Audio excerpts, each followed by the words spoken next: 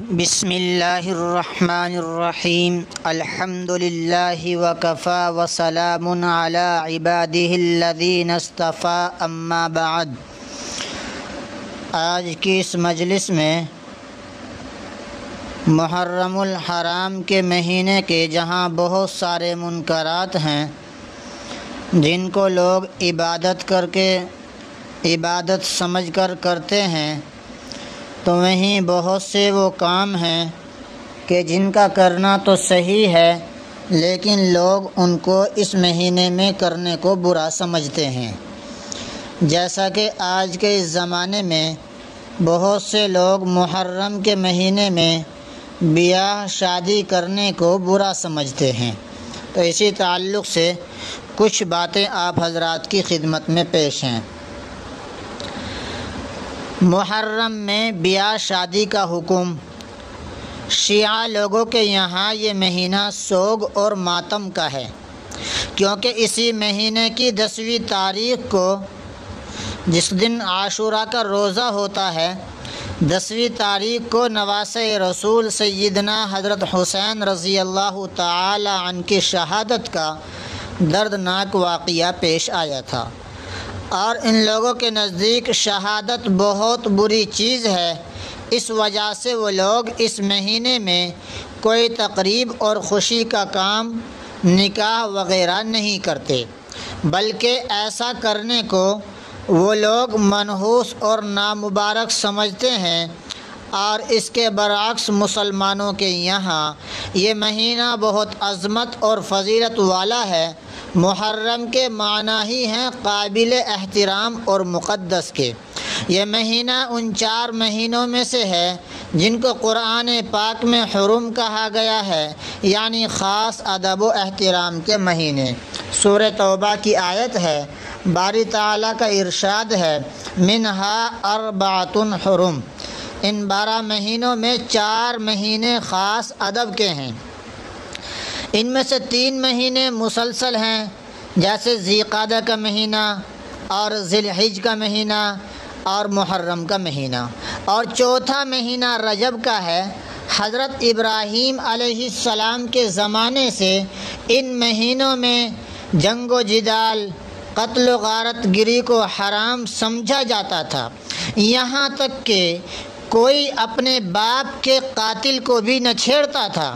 حج اور عمرہ اور تجارتی کاروبار کے لیے لوگ امن و امان اور آزادی کے ساتھ سفر کرتے تھے۔ اسی مہینے کی 10ویں تاریخ کو اللہ پاک نے حضرت موسیٰ علیہ السلام اور ان کی قوم کو نجات عطا فرمائی، اور فرعون اور اس کے لشکر کو پانی میں غرق کر دیا، جس کے شکرانے میں بنی اسرائیل عاشوراء یعنی 10 محرم کا روزہ رکھا کرتے تھے۔ اس کے علاوہ اس مہینے کے اور بھی بہت سے فضائل ہیں۔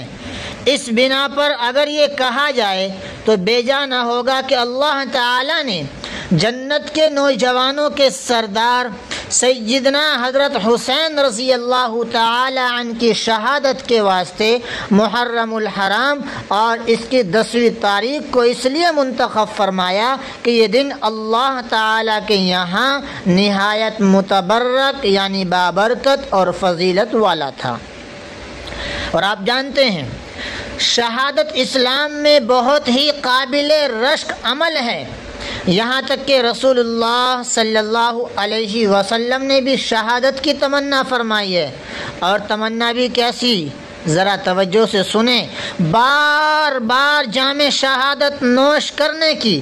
چنانچہ ایک حدیث میں ہے، لَوَدِدْتُ أَنْ أُقْتَلَ فِي سَبِيلِ اللَّهِ ثُمَّ أُحْيَا ثُمَّ أُقْتَلْ ثُمَّ أُحْيَا ثُمَّ أُقْتَلْ، یعنی میں چاہتا ہوں کہ راہ خدا میں شہید کیا جاؤں، پھر زندہ کیا جاؤں، پھر شہید کیا جاؤں، پھر زندہ کیا جاؤں، پھر شہید کیا جاؤں۔ یہ حدیث بخاری شریف میں موجود ہے۔ لہذا شہادت کی وجہ سے کسی دن یا مہینے کو منحوس سمجھنا انتہائی نامعقول بات ہے۔ نیز اگر سیدنا حضرت حسین رضی اللہ عنہ کی شہادت کی وجہ سے محرم کے مہینے کو منحوس سمجھا جائے تو سال کے تمام مہینے اور مہینے کا ہر دن منحوس ہو جائے گا۔ کیوں؟ شاید کوئی دن اور کوئی مہینہ بھی ایسا نہ ہو کہ جس میں صحابہ کرام شہید نہ ہوئے ہوں۔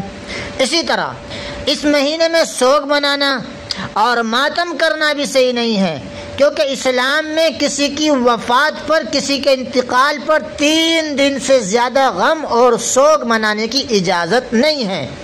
صرف عورتوں کو اپنے شوہروں کی وفات پر 4 مہینے 10 دن سوگ کرنے کا حکم ہے۔ پر جب معلوم ہو گیا کہ یہ مہینہ بڑی فضیلت اور اہمیت والا ہے تو اس میں نیک اعمال کا خاص اہتمام ہونا چاہیے۔ اسی طرح نکاح وغیرہ خوشی کے تقریبات زیادہ کرنی چاہیے محرم کے مہینے میں، تاکہ اس مبارک مہینے کی برکت سے بیاہ شادیاں باعث خیر و برکت ہوں، اور جو لوگ اس مہینے میں بیاہ شادی کرنے کو منحوس سمجھتے ہیں تو ان کے خیالات کی بھی تردید ہو۔ اللہ رب العزت ہمیں ان باتوں پر سمجھ اور عمل کی توفیق عطا فرمائے۔ آمین۔ وما توفیقی الا باللہ۔